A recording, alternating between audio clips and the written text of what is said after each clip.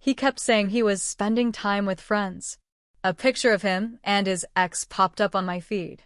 I didn't yell. I just took the screenshot, texted him, "Enjoy your time with friends," and updated my status to taken. By myself. I've always been the calm one. The friend people go to when they need someone to listen. I don't get loud. I don't cry in front of people. I don't slam doors. I don't throw scenes. But that doesn't mean I don't feel things. I'm 36. I live in Denton, Texas. It's not a big city, but I like that about it. I work in property management. Been doing it for over a decade. I know what it means to handle problems. I thought I was pretty good at reading people too. Then came Travis. We met at a friend's board game night. He sat across the table and made a dumb joke about Monopoly. I rolled my eyes, but we ended up talking the whole night. He asked for my number after, and things moved fast from there. Within a few weeks, we were spending almost every weekend together. Movies, dinner, walks, even stupid little errands. He made me laugh. He seemed like a real grown man. Responsible. Sweet. The kind of guy who texts back fast and remembers how you take your coffee. The first 6 months were the best relationship I'd ever had. But that's how it always starts, right? About a year in, I started noticing things. Nothing big at first. Just him canceling plans more often. Saying he needed time with his friends. I asked him what was up, and he'd just smile and say, "Nothing, babe. You're overthinking again." I hate when people say that. You're overthinking. It's just a fancy way of saying, shut up and stop asking questions. But I trusted him. Or at least I tried to. Then he started locking his phone. Not just a passcode, Face ID, and everything. Always keeping it face down on the table. And his guys' nights got more and more frequent. Every Tuesday. Every Thursday. Some Saturdays. When I asked if I could come along sometime, just to meet his friends again, he said, "It's just boring stuff, Dana. You wouldn't enjoy it. It's guy time." He made me feel clingy just for asking. So I stopped asking. But I didn't stop watching. A month ago, he started getting even more distant. Shorter texts. Less time together. He blamed work, stress, needing space. Always something. Then last week, I was scrolling through Facebook after work. Just zoning out on my couch with a glass of wine. I barely noticed the picture at first. It was a group shot from some random local bar. One of those photos people post when they're tagging friends. Then I saw him. Travis. In the middle of the picture. Big smile. Arm resting on the back of the booth. And next to him? Melody. His ex. The same ex he told me he hadn't seen in years. The one he said was toxic and obsessed with him. Her hand was on his shoulder. She was leaning into him. I clicked the date. Posted 23 minutes ago. He had told me, going to play poker with the guys tonight. Should be a chill one. I stared at the picture for a long time. Zoomed in. Looked at every face. Tried to tell myself maybe it was old. Maybe it was just a coincidence. But it wasn't. It was tonight. And she looked comfortable. I didn't freak out. I didn't cry. I didn't even throw my phone. I took a screenshot. Then I opened my messages. Sent it to him with 4 words, "Enjoy your time with friends." Then I went to Facebook. Opened my relationship status. Changed it to taken by myself. I didn't wait for a reply. I turned off my phone and went to bed. The next morning, I turned it back on. I had 6 missed calls and 3 texts from him. First one, "It's not what it looks like." Second, "We just ran into each other." Third, "Can we talk?" I didn't respond. That should have been the end. But people like Travis don't just walk away when they're caught. They scramble. They lie more. And then they get mean. He showed up at my place 2 days later. It was a Saturday morning. I was still in pajamas, eating cold cereal on the couch, and watching some dumb reality show just to keep my brain off him. There was a knock on the door. I looked through the peephole. Travis. I didn't open it right away. He knocked again. Harder. Dana, please, he said through the door. Just let me talk. I opened it a crack. Left the chain on. You already talked. You said you were with the guys. Then I saw you with your ex. What's left to say? He ran a hand through his hair, looking like he hadn't slept. It was a coincidence. I swear. She was just there. It wasn't planned. Why is she touching your shoulder like she knows you? I asked, still behind the door. I don't know. Maybe she was drunk. I didn't ask her to do that. I looked at him, and for the first time, I didn't feel sad. I felt embarrassed for ever believing him. I'm not stupid, Travis. You've been pulling away for months. You lied to my face. He lowered his voice. I didn't want to hurt you. That's the thing, Travis. You did. And you kept doing it. He looked down, like he wanted me to say it was okay. Like he was just waiting for me to let him off the hook. I didn't. Don't come here again, I said. Next time, I won't open the door. He started to say something, but I closed it. He didn't try again the next day. Or the next. But then, weird things started happening. Small things at first. A random number started texting me late at night, nothing threatening. Just stuff like, hey, you up? Or, miss you. I blocked it. Then I noticed someone had signed me up for spam calls. My phone wouldn't stop ringing for 3 days straight. I knew it was him. He worked in IT. He knew how to mess with that kind of stuff. I confronted him. One message. Just said, are you really this pathetic? He didn't reply. But the calls stopped. I thought that was it. I thought I could move on. Then one of my tenants came into the office and said someone had been asking about me. Some guy. Said he was trying to surprise me with a gift and asked for my schedule. Luckily, the tenant didn't tell him anything. I knew it was him again. That's when I decided I wasn't going to just move on. I was going to get even. But I didn't want revenge that would get me arrested. I wanted something slow. Careful. Something he wouldn't see coming. Something that would make him regret thinking I was weak. I didn't say a word to him after that. I just got to work. First, I started with his ex Melody. I didn't know much about her, but I knew enough. I remembered the way Travis used to talk about her, how she was crazy, needy, always checking his phone. Typical lines guys use when they want to make the other woman sound like a villain. But now that I'd seen her in that picture, all smiley and close, I figured there was more to the story. So I reached out. Sent her a message on Facebook. Simple and polite. Hi, Melody. Not trying to start anything. Just wanted to ask, how long have you and Travis been talking again? I'm only asking because he's been dating me for the past 1.5 years. She responded fast. Wait, what? And just like that, we talked for hours.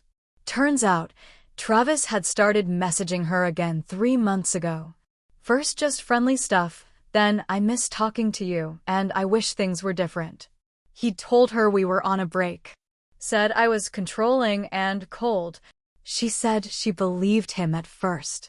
He made her feel guilty, said he'd been thinking about her since the day they broke up. But Melody wasn't dumb either. When I sent her the photo of him at my place just a week before that bar night, she was pissed. He told me he was out of town that weekend, she said. We were both mad, hurt, but also weirdly relieved to finally know the truth. Travis wasn't torn between 2 women. He was just a liar playing both of us. So we made a plan. Not to destroy him. Not yet. That would have been too easy. We wanted him to feel it, slow, real, and humiliating. Melody agreed to keep talking to him, just like normal. She'd flirt, act interested, keep him thinking he still had a shot. Meanwhile, I started gathering everything I could, texts, pictures, date receipts, even voice memos I had saved over time. I made copies, put them all on a private Google Drive. Then I contacted his work. I didn't send anything directly. That would have made it too obvious. Instead, I made an anonymous email. Said I was a concerned friend who thought they should know one of their senior IT guys was misusing company tools to harass his ex-girlfriend. I knew for a fact Travis had used his work laptop to track people before. He'd bragged about it once, laughing about how dumb his coworkers were for leaving passwords in plain sight. A week later, he got called into HR, Melody told me. He thought it was about something else at first. But then they asked if he'd been contacting former partners using company resources. I don't know exactly what happened in that meeting, but he didn't message me again after that. Still, we weren't done. Melody had the best idea yet. "You ever think about warning the next girl?" she asked. I didn't get it at first. Then she explained. Travis was a serial dater. Always had a new serious girlfriend every year or so. Always came off sweet and thoughtful, until he started isolating them, lying, pulling away, gaslighting. So she made a TikTok. Nothing dramatic. Just a calm, well-spoken video about dating a man who lied to two women at the same time, played victim, and then tried to stalk one of them after getting caught. She didn't name him, but she included a photo, just the edge of a tattoo on his wrist that you couldn't miss if you knew him. The video got 24,000 views in 2 days. And suddenly, my inbox lit up. I got 4 messages from women in Denton and nearby towns. 2 of them had dated Travis before. One had dated him right after Melody, before me. She said he'd told her we had been just a fling. Another said she had gone on a few dates with him while he was still with me, and he'd talked about moving in together. I saved every single message, added them to the drive. Travis still hadn't said a word. I'm guessing by now he knew I wasn't just going to sit back and let it slide. But he didn't know the worst part yet, because I had one more card to play. The final card was something I'd been sitting on since the first week we started dating. See, Travis had a side hustle. He fixed up computers, unlocked phones, and cleaned data for people who wanted to sell used tech without the hassle. At first, I thought it was smart. Extra cash, and he was good at it. But over time, he got sloppy. He'd leave stuff lying around, old phones, flash drives, even work invoices with customer names and details. And one night, about 6 months into our relationship, I saw something on his screen that stuck with me. A folder labeled Clients, deleted. I didn't open it, but I remembered it. After everything blew up, I did some digging. Went back through old pictures I had taken at his apartment. Zoomed in. That folder was in almost every shot of his desktop from that time. So I reached out to a friend of mine, Marcus. He works in cybersecurity. Real quiet guy, but sharp as hell. I asked him, off the record, if someone had customer data and was wiping it in shady ways, would that be illegal? He didn't even blink. If they're not authorized and they're touching personal data, especially if it's tied to sales or ID info. Yeah, major violation. I gave him everything I had. Screenshots, metadata, even one old flash drive Travis had given me months ago to hold on to. I had no idea what was on it. Turns out, it had a bunch of unencrypted files with full names, emails, phone numbers, and even a few social security numbers. Marcus helped me write up a formal report. Then he submitted it directly to the Texas Attorney General's office, under his own name. Said he'd been tipped off. We didn't include my name. Not even a hint. It would take weeks, maybe months, for them to investigate. But I wasn't rushing.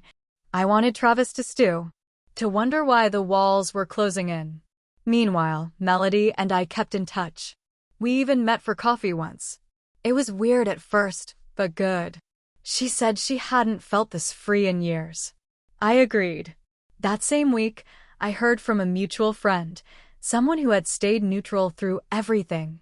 She messaged me, "Hey, I don't know if you want to hear this, but Travis lost his job. Something about IT violations. And he's moving out of his place. Said he's starting over." I stared at the message for a long time. I should have felt relieved, maybe even happy. But instead, I felt calm, like everything was finally where it needed to be. Then, late one night, I got a knock at the door. It was almost midnight. I looked through the peephole. Travis. Hair messy. Shirt wrinkled. He looked nothing like the guy I used to date. More like someone who had been pulled apart from the inside. I didn't open the door. Just stood there, staring at him. He didn't say anything for a few seconds. Then he whispered, "I know what you did." I stayed silent. "I don't have a job anymore," he said, almost choking. "You ruined my life." And for the first time, I spoke. "No," I said through the door. "You did that all by yourself." He looked at the ground, stood there a moment longer, then walked away. I haven't seen him since. But the story's not done. Because when you spend that long being lied to, being made to feel small, your world changes. You don't just go back to how you were. You learn things. You keep receipts. You start noticing the red flags earlier. You stop giving the benefit of the doubt so easily. I wasn't the same woman who smiled politely when he canceled plans. Now I was someone who fought back. And there were still a few strings left to pull. The last string was about me. Because while I'd done everything carefully, I wasn't proud of how far I let things go. I kept thinking back to those early months. The ones where I saw the signs but ignored them. The late nights where I sat in my car crying, but still let him hold me the next day like nothing was wrong. I let him shrink me down, piece by piece. And I let my silence carry on longer than it should have. That's the part one regret. But the truth is, when people like Travis break you down, you don't always notice it right away. It's slow. It's quiet. And by the time you realize what's happening, you're already knee-deep in the damage. The final blow came in an unexpected way. Melody messaged me again, 2 months after the job loss. She said she heard he was trying to start a tech repair shop out of his cousin's garage. Small town stuff. Word gets around. He was using a new name for the business, trying to clean his slate. I guess he thought if he started fresh, he could bury everything. But I wasn't done.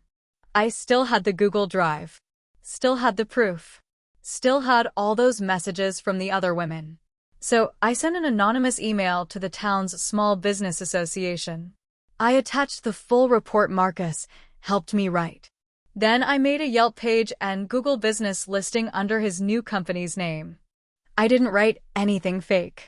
I only posted real screenshots, his texts to multiple women, photos of him and Melody, the exact timeline of what he did.